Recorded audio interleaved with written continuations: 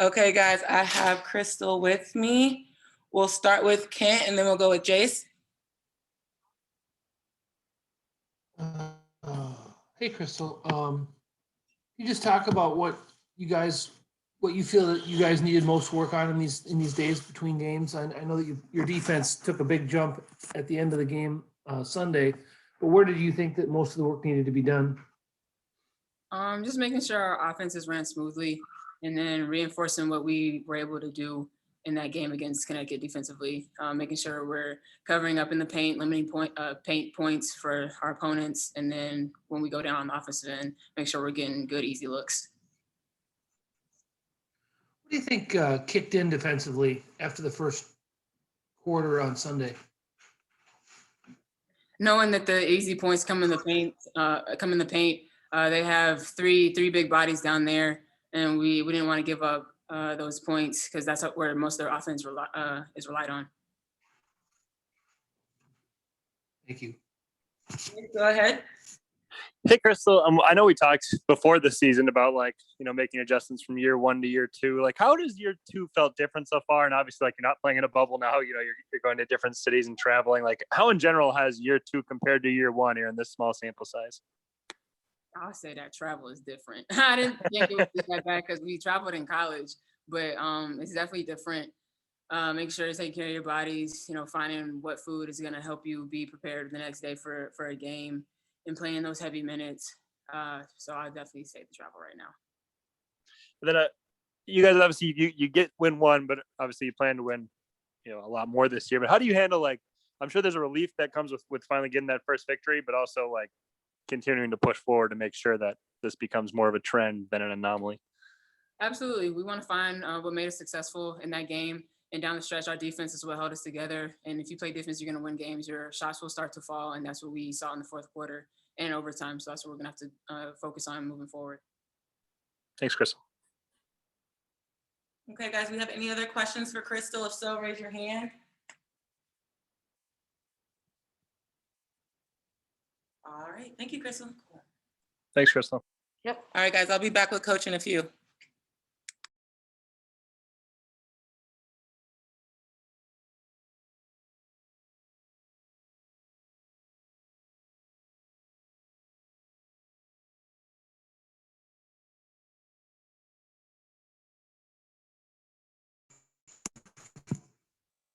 Kind of a curveball going with the player first. Just keeping you on your toes, Kent.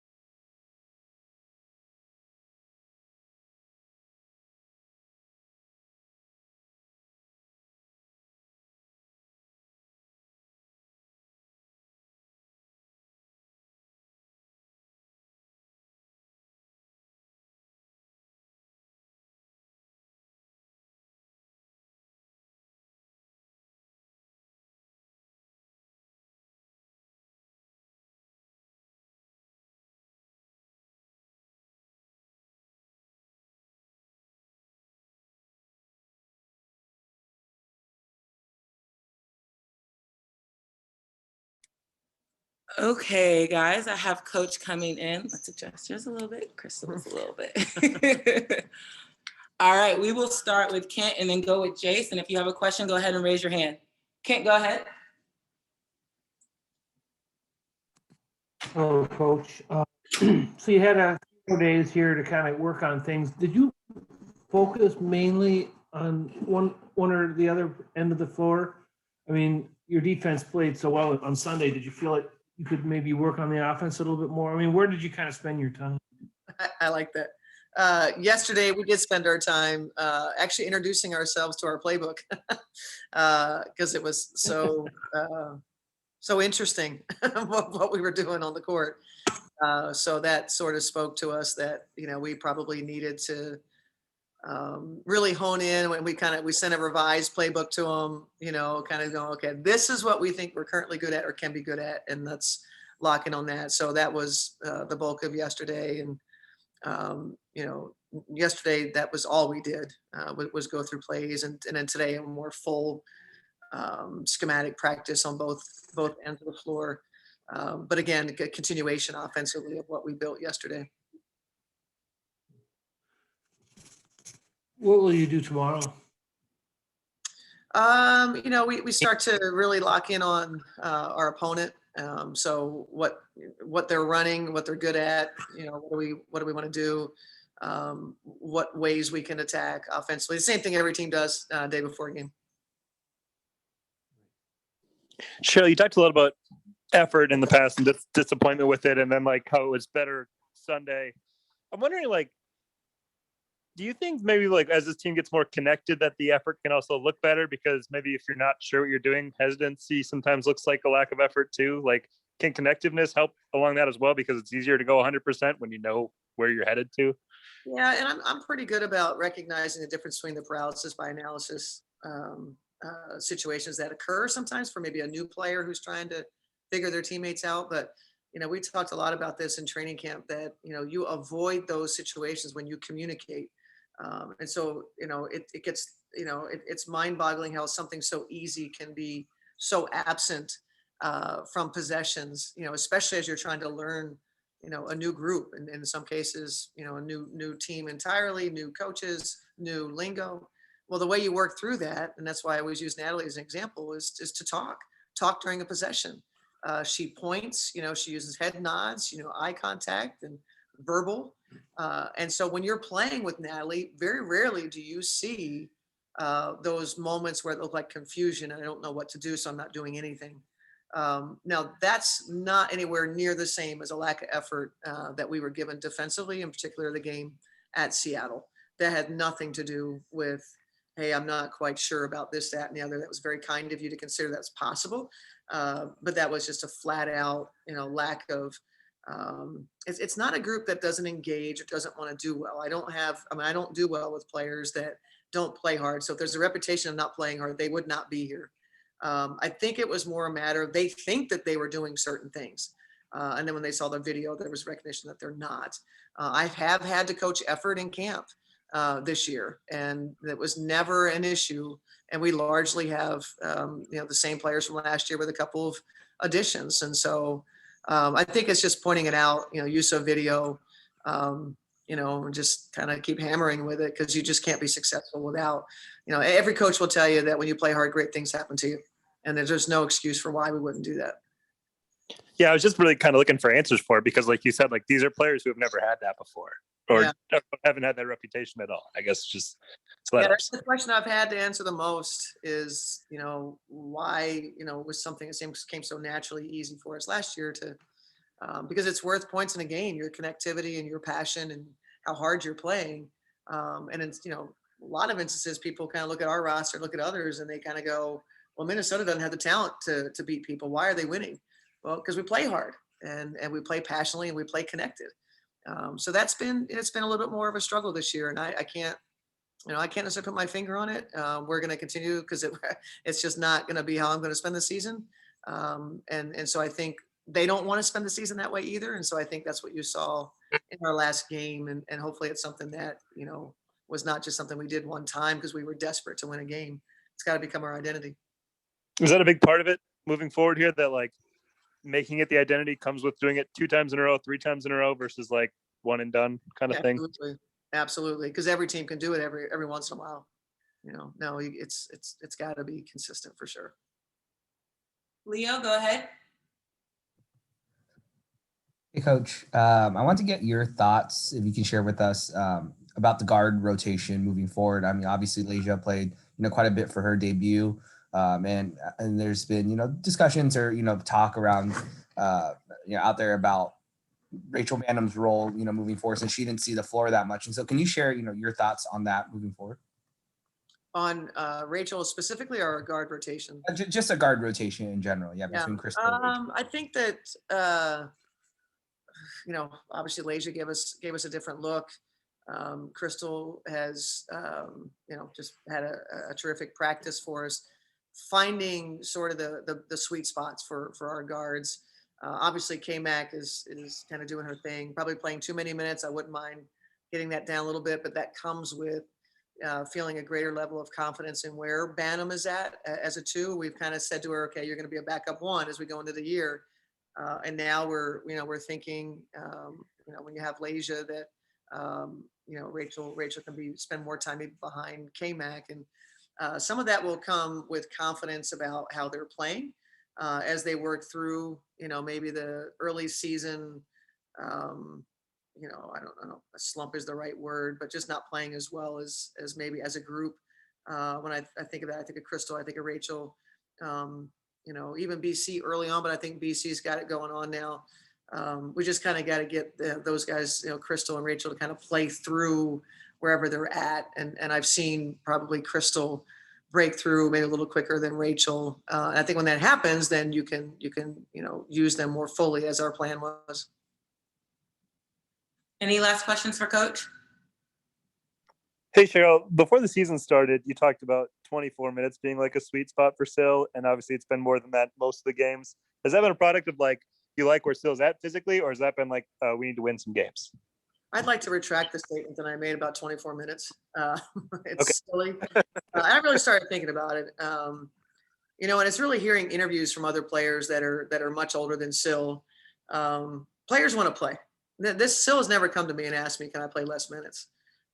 This has been more about kind of saying, we make sure we want to have Sil.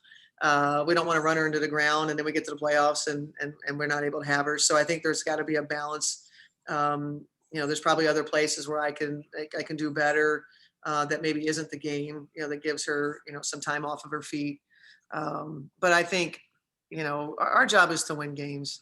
And Sil wants to be out there. When Sil's out there, we're a better team, and I think we just need to, you guys can keep talking about the minutes if you want to, but it's no longer near the top of my list of things to do. So like the season's not. Go ahead, Ken. I was gonna say, I was talking with Sil the other day, and she said that's almost become a running joke with you guys.